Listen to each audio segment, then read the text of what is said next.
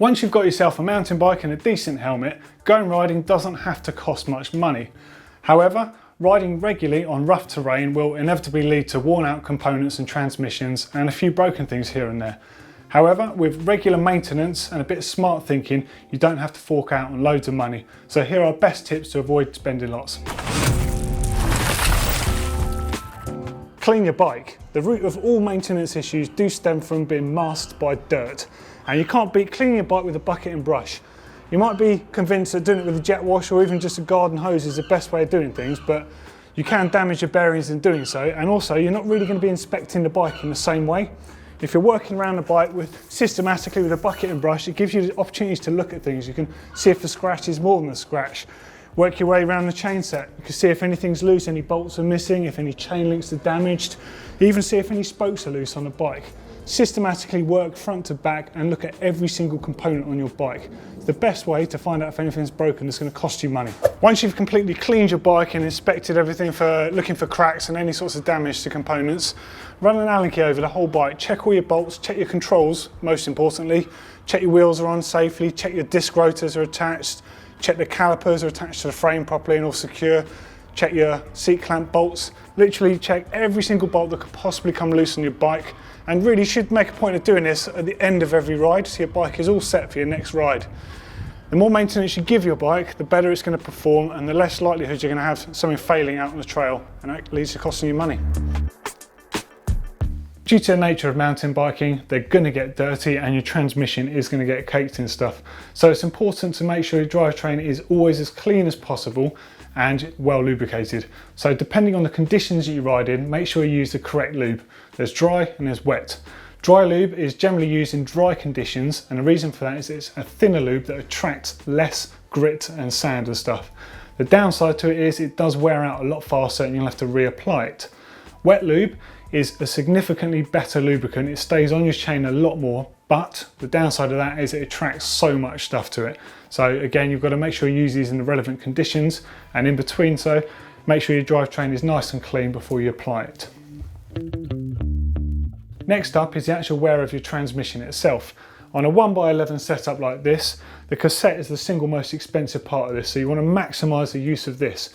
And to do that, you want to keep a close eye on your chain, which is the cheapest part to replace. Typically, you'll get 2 chains to 1 cassette, as long as you monitor the wear on the actual chain. So it's well worth getting one of these little chain checkers. So with the chain checker itself, there's a bunch of markings ranging from 0 to 1.0. So for a 10-speed chain, it's acceptable to run anything up to 0.75, and that's the point. Buy a new chain and you'll still be able to use it on your existing chainring and sprockets at the back. With a more modern 11 and 12 speed, it's up to a 0.5. That's quite a lot of wear, so as long as you keep an eye on things, you can definitely get another use out of your cassette with another chain. I'm just going to demonstrate this. So what there is 2 pins, and you push this into your chain and it'll tell you how worn your chain is. And it won't even go in on the basic 0 setting on mine, so you can see it's quite a new chain, so there's plenty of life left in that. Chain checkers like this one are a bit more expensive than the basic ones, but they're well worth investing in. So mountain bikes rely on rubber tyres, and obviously they wear out with use, but don't be so quick to throw them away, and the same with inner tubes, because you can recycle these for different purposes. The number one thing is an inner tube that's been knackered or punctured too many times. You can actually cut this up into little strips like I've done with this one here, and you can use these to protect parts of your bike. This is especially good if you're going away on a holiday, let's just say to the Alps or Whistler or somewhere like that. You can wrap this stuff around your chain stays, make sure they're nice and protected against your chain and flying rock chips and stuff like that. Another thing great to do with an old tyre is to protect your down tube with it. Although this particular bike has got down tube protector on it, if I was taking this to the Alps or Whistler or somewhere like that, you're still going to get loads of those flying rocks come up and it can still chip your paintwork and that. So it's worth getting an old tyre, cutting it into a section, and you can cable tie it on, and that's just so durable to protect your bike. So riding on gnarly off-road terrain does take its toll on your tyres, starts tearing the knobbles off and stuff like that. But don't throw your tyres away just yet. As long as your carcass is okay and it's not too worn, there's no nicks and cuts in it, it's worth chopping down your centre tread a bit and turning it into a bit of a file tread, like a bit of a semi-slick, nice fast roller. Great for commuting, great for summer use. Get more use out of the same tyre. Suspension obviously is quite an expensive subject to tackle here. Your rear shock tends to look after itself because it's kind of contained within the frame, but even then you still need to pay attention to it and make sure it's clean and working correctly. Up front though, suspension fork is subject to a lot of abuse and it's in the firing line for mud and muck and all sorts of stuff. Now the key to any suspension fork working well and not costing you money in the long term is by keeping it clean and well lubricated. Pretty simple thing to do. In your lower legs, there's an amount of oil. In this particular fork, it's like 10 cc's of oil, and that oil is purely to keep the upper leg, the seals and the bushings lubricated. As soon as any of those things dry out, it's going to start costing you money. So pay particular attention to that. If your seals look like they're dry, if there's any scoring or marking on your stanchion tubes, make sure you treat your forks with a bit of TLC. Now you can see here I've got some seals and oil rings in my hand. They're not expensive components on themselves. Even if you're not comfortable doing a fork lower leg service or anything like that, at the very least, make sure your fork is always clean and you do inspect it for damage. Something you can do to help aid the lubrication of the lower legs is turn your bike upside down from time to time, because that lubricant that sits at the bottom of the fork can then trickle onto the bushes themselves on the inside and also lubricate those seals. Don't be so quick to throw away old bike parts as soon as you're done with them, whether they're damaged from overuse or you've bent or broken the thing. This particular rear mech has been damaged, it's too bent now to index properly, but it's still got plenty of life in some of the components on it. So the jockey wheels themselves, got plenty of use in those, there's no play in them. A bit dirty, a nice bit of clean with some degreaser, freshen them up, worth keeping as spares. Also, a personal favourite of mine to take from old rear mechs is the little cable pinch bolt, because these can rattle loose time to time and disappear down the pavement cracks or anywhere else annoying. So keep those. And also, when you're filtering through other old junk you've got lying around, I mean, there's nothing wrong with these grips, but there is actually a bolt missing from here. And it's like, that's just the sort of thing that I'd like to have as a spare part.